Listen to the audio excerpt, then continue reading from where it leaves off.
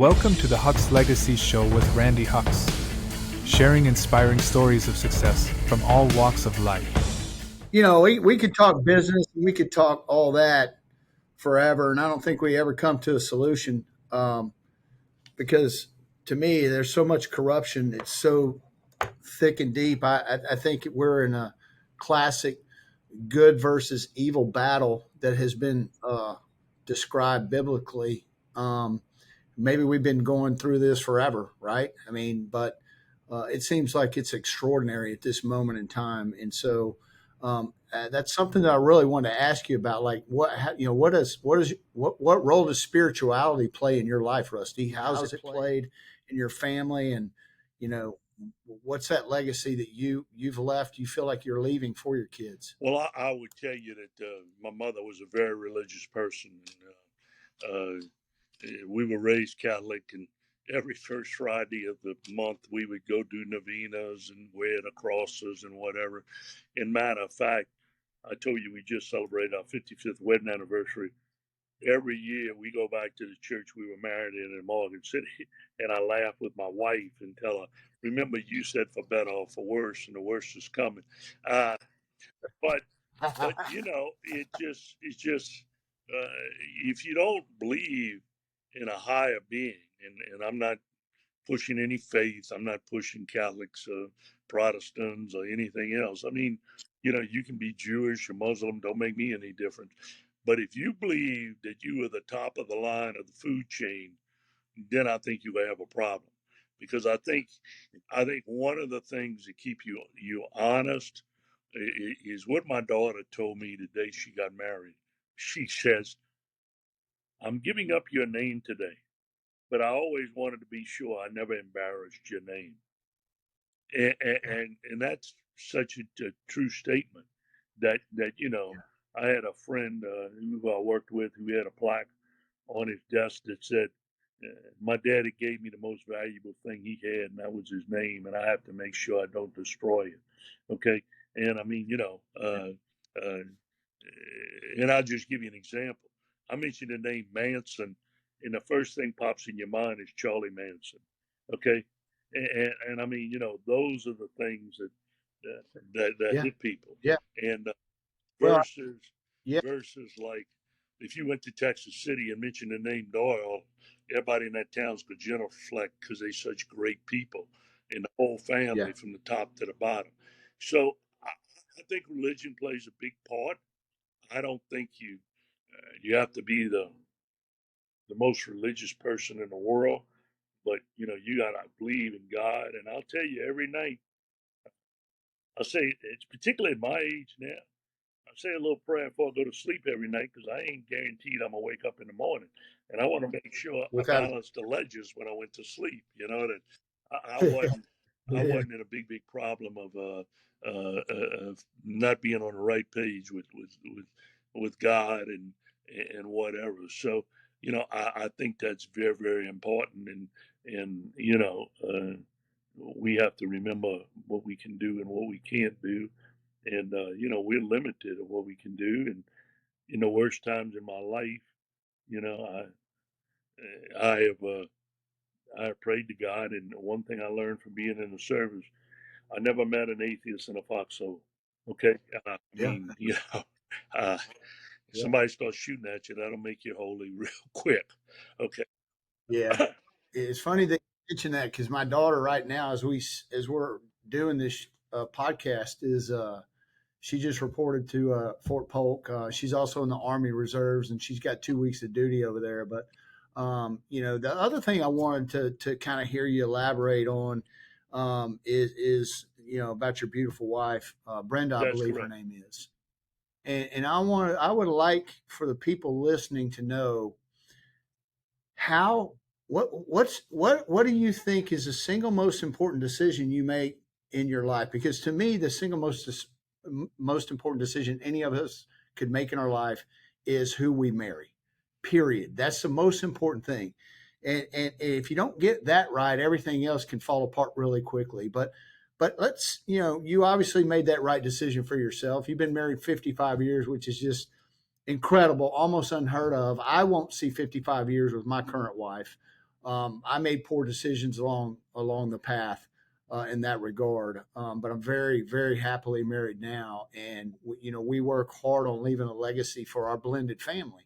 But I know that any success, however you define that, whether it's business or whether it's just being a dad or a good husband or whatever it is, I give just a tremendous amount of credit to my spouse, because without her unconditional love and support of me, and believing in me, there's just no way. There's just no way a man, in my opinion, can have success in their life. And that's I wanted to know. You've been in some very big conference rooms. I mean, to put it mildly, um, you've been in some pretty high pressure situations, I'm sure. And what was that like to have somebody who loved you, trusted you, that you knew at the end of the day when you're in Washington, D.C., or you're in California negotiating or doing whatever you're doing across the country? How good did that feel to be able to come home, or at least pick up the phone and talk to somebody who said, "Hey, Rusty, no matter what happens, I love you. I'm always going to be here for you." I mean, that has to be probably one of your keys to success. And I just wanted to see, you know, what your thoughts were about Brenda and the role that she's played in your life and in your grandkids' life and your kids. Well, first of all, my grandkids would tell you there's nothing more important than their mama to them. Period in the story. Uh, but let me tell you, me and my wife got married very young. I was 21, she was 19. A lot of that had to do with 1968. And look, when people get depressed, I love to tell them I graduated from college in 1968. When I graduated, I graduated on May the 18th, got married on May the 25th, got drafted on June the 6th. Kind of busy 3 weeks in a man's life, okay? Right? I was 21, Brenda was 19, and we got married because, back then you didn't know what life held for you and you needed that support. Uh, she cried a lot in the early days with the service and all of that, and so did all of my other friends' wives and whatever. Back then, and I say this very honestly, as a friend pointed out one day, he got highly criticized until everybody explained to him what he meant. Women were not free back then. Okay, women had three choices. They could be a secretary, they could be a nurse, or they could be a teacher. They couldn't be a doctor, they couldn't be a lawyer, they couldn't be an architect. I would tell you, the last 40 years, one of the great things is that it's changed. Uh, I would tell you that I've not only had a lot of my male friends who had great spouses, but I now have a lot of females that are very much in leadership positions, that have husbands that are so supportive, that are raising families for them, that are doing a lot of things that are important. Both ways, that goes both ways. But for me personally, my wife, I mean, you got to remember, at the height of when I was doing all this traveling, we had a room. We referred to it as a baby room because we had a baby bed in it. But we always had three suitcases on the bed. Okay, always. We were always, all the underwear and all that was packed, and we were ready to go. And my wife always had two or three suits cleaned in case I got a call. The trip I mentioned to you about, I was on Air Force Two. I got a call and say, "We need you in Washington tomorrow. You flying with George Bush to Atlanta, Georgia," which I talk about in my book. Uh, so you never knew when you were gonna get a call. You had to go somewhere, and so I had kids. I had kids in school. I had very active kids. My son played baseball and football and basketball, and I was very proud that I only missed one game in his entire career. One, period. And now when I had somebody Yeah, tape it for me, it was a football yeah, game at Cathedral. Never missed a high school game, never. And I'd work around it, and I would say, "Look, I got to do this, I got to do that." Now, I sometimes had to get up the next morning at 5 a.m. to go catch a plane, where it'd have been a lot more comfortable to go that night before and relax a little bit and get in a big hurry. But that always came first because I always knew I wasn't getting those days back. I was never getting those yeah, days back. My son's getting ready to turn 50. And so, same thing with my grandkids. I'm going to 3 basketball games this Wednesday for AAU. So, but the spouse and who you marry, be it a wife or a husband, if you don't have the same goals in life, the same commitments in life, and you don't put family first, you're not going to be successful. I don't care what you got. And people used to come to me at the bank all the time and talk to me about their work and whatever. And I'd ask them one question: what are you working for? And they would go, for a raise. I said, no, that ain't what you're working for. I'm working for a promotion. No, that ain't what you're working for. You're working for your family to have a better life. That's what you're working for. That's always what you're working for. And, when my first grandson, who's now 25, when my first daughter got pregnant for him, I remember laying in bed in the morning and thinking, the one thing I want all my grandkids to have is a great childhood. Now, as I told the one yesterday, I am not. I'm not concerned once they reach 21. That's their decisions. I'm no longer involved big time in their life. I mean, they still nice to me, and we go eat and everything. Went out to eat for Alex's 23rd birthday last night. But they're gonna make their own decisions. They ain't gonna come to me and say, "What do you think?" And I'm very proud to say every one of my grandkids have had a great childhood. Now, did they all do the same thing? Nope. They did what they wanted. We took them on trips that they wanted. I mean, as an example, I'll use my kids. My son pretty much made every ballpark in America. We went to a lot of ball games. Okay, he loved baseball, and we'd go. My daughter, my oldest one, was a big Hollywood thing. We chased around Bo and Hope from Days of Our Lives and went to different things. My third daughter, we took her to every amusement park in America. I mean, I went to every one. I mean, every Six Flags, Kings Island, everywhere. And we did what they wanted to do. And people would tell me, well, I'm taking my kids on vacation. I'm taking them to, I don't know, Los Angeles. Well, do they want to go? Well, no, but Yeah. they're going to enjoy it. What makes you think they're going to enjoy it? And I would tell you, uh, my kids' friends all come up to me today. All of these people in their 40s and early 50s, and they say, Mr. Rusty, I can't tell you how much it meant that you took us to Florida because we couldn't have went without you. And they said we'd never fall out with your kids at April because we knew that was the invitation to go to Florida for a week. And I would always bring Troy and Jennifer and all of them.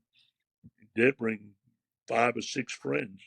And, their parents didn't have to pay for a dollar of it because it was all on me because I wanted my kids to have great memories, and they did. And so, I think it's having a good spouse, making good memories. And when you're on that deathbed in the hospital, Yes, sir. you're not going to remember what businesses you ran, what you did, what political candidate you supported. And you and I can agree, I was one of the 19 original who started the Republican Party in Louisiana in 1966, known as the Telephone Coalition. And believe me, I've been disappointed in Republican parties so much I can't stand it. But a lot of them are Huh. rhinos, Republican in name only now. And but I'm not gonna think about those. I'm gonna think about my parents. I'm gonna think about my siblings. I'm gonna think about my kids, and I'm certainly gonna think about my grandkids. And I kid Yeah. my grandkids all the time. I'm trying to stay alive long enough for all 6 of my grandsons to put me in the ground. My youngest one is now going to be 7, so I'm getting pretty close. I'm getting pretty close. The Well, other ones are big boys. Okay, they all let, 6'2", 6'3". well, let me ask you about that. I think that's a great point, and kind of the purpose of the podcast is, you know, when you do go on and you end up with the Lord or what have you, what do you think? What do you think your grandkids, your kids, and your family and the community, what is the legacy going to be that you will have left? What do you think they're going to say about Rusty Cloutier? All the people that you've ever come across, what do you think they'll say? What do you hope they'll say? Well, I think most of them will say that Rusty he cared about people. I hope that's what I hope because I really did. Everybody who worked with me. I never said anybody worked for me. They worked with me. And I always thought my responsibility was to outwork them. Okay. Not, not, not be second or third of working, you know, be there early, stay there late. And I would certainly hope that, somebody asked me one time, and, you know, bank stock had traded at 32, and we ended up selling out at 13. And he says, well, you realize how much money you left on the table? I said, money never was a driving force for me, just enough to enjoy Yeah. life, and from that standpoint. The other thing, I would give you two great thoughts, I think, or three, for the people who are watching. Number one is, if you're not close to your kids and grandkids by the time they're 14, you're wasting your time after that. They get peer groups, they get groups that they're involved with, and you're not going to be big in their life. If you've been big in their life before that, they will always be close to you. The Yeah. second thing is, we mentioned God a while ago in Christianity. My father gave me the best advice I ever had. He said, it's easy to be a Christian on Sunday. That's the easy day. Yeah. The other 6 days of the week to give you help. Very important thing. It's easy to be good when you're sitting in church. Yeah. The devil don't show up at church too much. Okay, he stays out of those Yeah. places. But it's the other 6 days of the week that the devil shows up and tries you to get to do things that you shouldn't do. And the other Yeah. thing is that you should always treat people the way you want to be treated.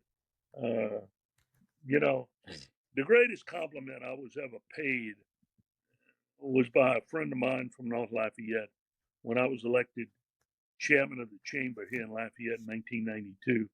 He looked at me and he says, "You're dangerous." I said, "Why am I dangerous?" He said, "Because you feel just as comfortable on Moss Street as you do on Ambassador Caffrey." And he says, Yeah. you'll talk to anybody, you'll do business with anybody, and my kids and grandkids laugh. There ain't a day in my life that if I go somewhere, I'm not talking to everybody in the place. I really most Yeah. probably should have been a politician, but I like to talk to people. You learn a lot. You know, Well, you were ethical too. You're an ethical man, so you couldn't be a Right. politician. Well, that's most probably true. But, I mean, it just talk to people. Everybody in the world's got a story, and you can learn so much if you listen to them. And the other thing that I didn't learn until I was in my mid-30s is that everybody in the world, there's no exception to this, even you want to talk about Alan Greenspan or George Bush or whoever, they all got insecurity. Okay. I mean, everyone does. That just goes with the take. And I always remember I got a picture of me and George Bush, and everybody says, "How did you get that?" I said, from a dear friend of mine named John Bryan, who runs the biggest black organization in America. We went to White House for a signing, and the guy comes over and said, "John, George Bush is running for re-election in 2004." And he said, "The president wants a picture with you." And he said, "I'm not going to take a picture until he takes a picture with my Cajun friend." And so George Bush comes over and he said, "John, look, I can't take a picture that hadn't been prearranged, pre-checked out, and ran. They're not going to allow it." He said, "Well, okay, I'm not taking a picture with you." And he said, "Well, John, don't you want a picture with me?" He said, "Not as much as you want a picture with me, Mr. President. Let's be honest." Okay. And so finally they came over and they said, "We'll take the picture, but need all kind of information. We'll have to clear it." And I understood that because they didn't want me to be the Boston bomber the next day and have this picture out there. So, and I got the picture 6 weeks later. But, you never know who you're talking to. You never know who Yeah. you're dealing with. Uh, People ask me how I built the bank. When I came here, I used to get the Daily Advertiser, and I would circle. This was kind of like Facebook to me. I'd circle all the important people in town, and I'd try to go meet them.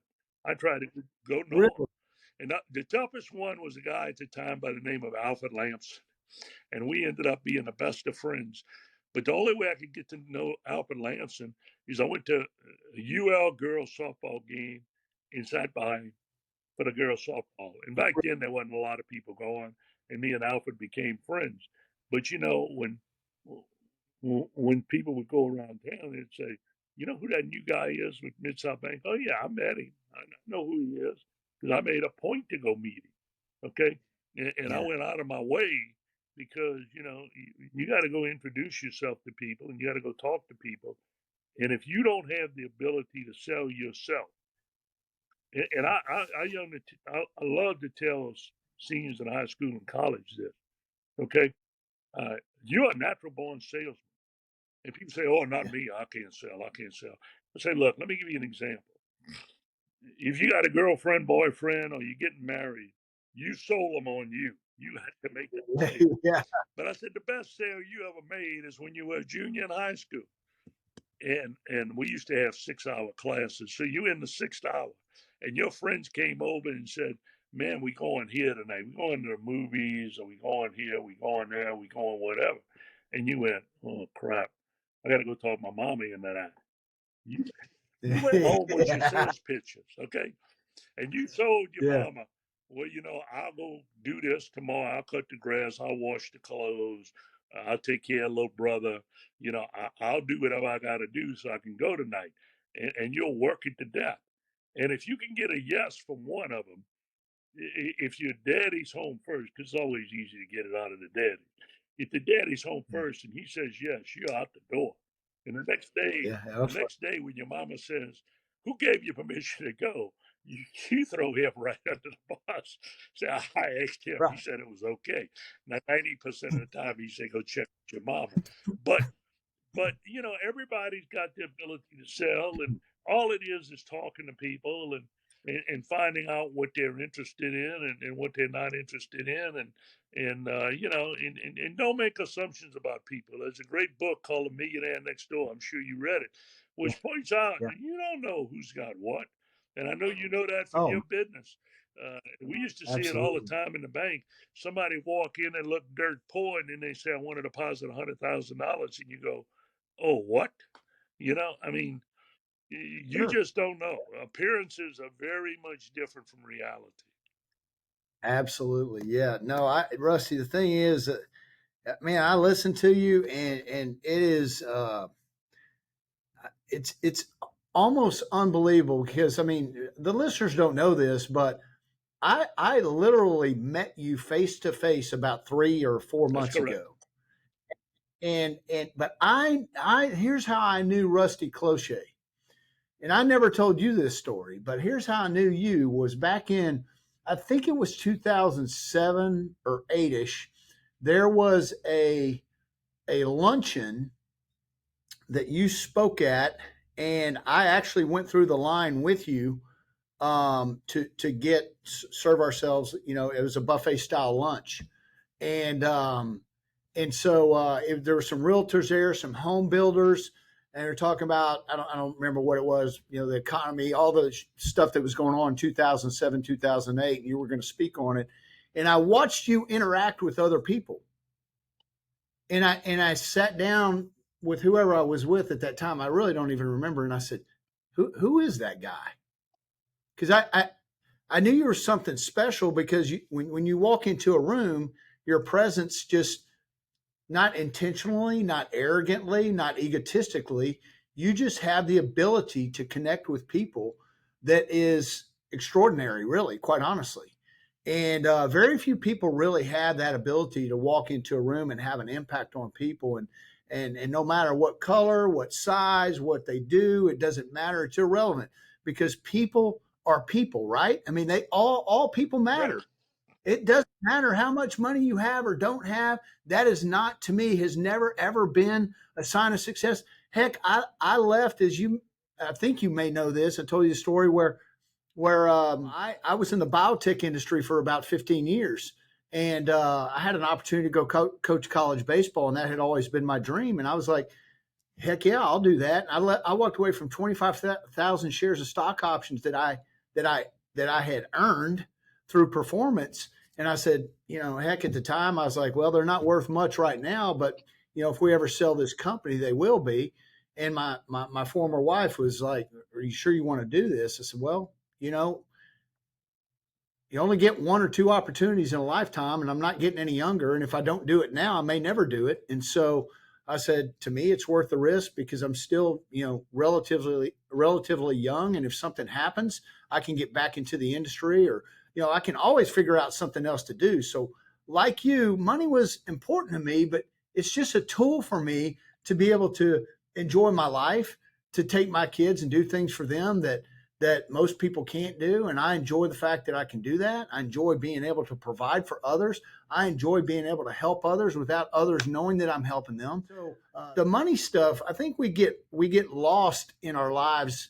Society tells us that money and how much we have makes us successful or is a sign of success. And I think we got it completely backwards. And I'm in fear for our younger generation because they see all this glamour crap now going on, and they're confused. They're completely confused unless they have parents that are grounding them and sharing with them the truths of life and what really is most important. And you and I are talking about it. When it boils down to it, the final days, who do I want around me? It ain't all the people that I've done business with. That ain't it. It's the people that I love the most, which is going to be my family and my 5 closest friends. They say you at the end of your life, and you can verify this right now. For me, I only have 4 of them. I got room for one more. But, I look at all the people and all the relationships I've ever had in my life, Rusty, and had a lot of them, a lot of great ones, still do, old friends. But I only have 4 people in my life that I know that I can count on no matter what, that I know without a shadow of a doubt would die for me. And they know without a shadow of a doubt I would die for them no matter what. And it's funny. I was told that a long time ago, like in my 20s. You're only going to end up with 5 people. And I'm like, what? I've got hundreds of friends. And here I sit at 60 years old. I'm like, actually, I only have 4 that I really can count on. So I don't know. For me, seeing you in that line back 15 years ago, listening to you speak, didn't really know and understand, the gravity of who I was talking to. Not that, I'm starstruck in any stretch or form, and not that you were putting off that air at all.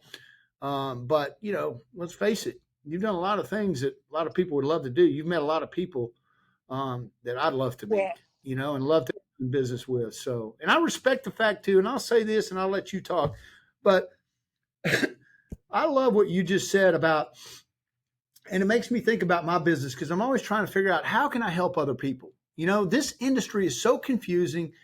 I love it because I love to keep it simple, and it is simple.